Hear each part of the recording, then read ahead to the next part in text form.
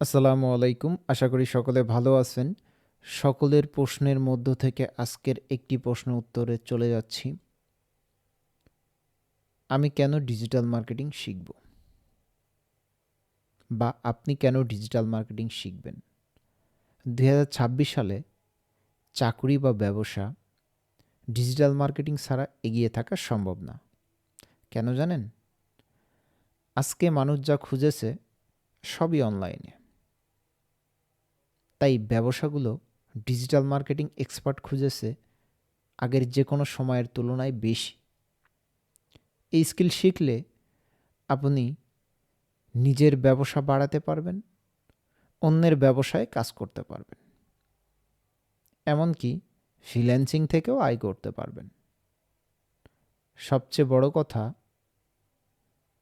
এই স্কিলের কোনো ডিগ্রি লাগে না, শুধু সঠিক গাইডলাইন, একটুখানি প্র্যাকটিস।